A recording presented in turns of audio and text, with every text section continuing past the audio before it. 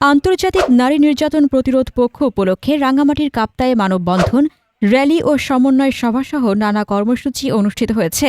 Chandraghona Christian হাসপাতালের comprehensive community health প্রোগ্রামের আয়োজনে মঙ্গলবার সকাল 10:30টায় এসব কর্মসূচির সূচনা করা হয়।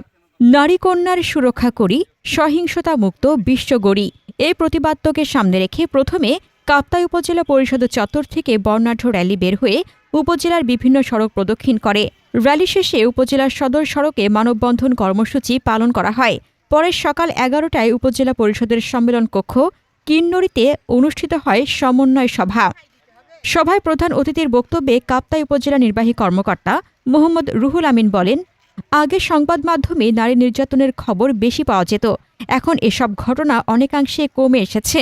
বিশেষ করে পাহাড়ি এলাকায় নারী নির্যাতনের হার সমতলের তুলনায় কম। তিনি আরও বলেন, নারীর প্রতি সহিংসতা সম্পূর্ণরূপে রোধ করতে হলে বাল্যবিবাহ বন্ধ, কন্যা শিশুর বিদ্যালয়ে উপস্থিতি নিশ্চিত করা এবং নারীদের আত্মবিশ্বাসী করে গড়ে তোলার কোনো বিকল্প নেই।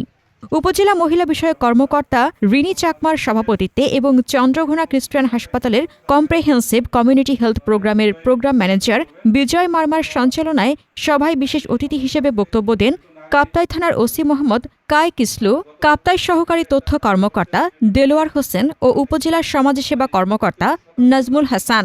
এছাড়া বক্তব্য দেন 119 নম্বর ভাইজ্যাতলী মৌজার হেডম্যান থোয়াই অং মার্মা এবং সিনিয়র সাংবাদিক ঝুলন দত্ত।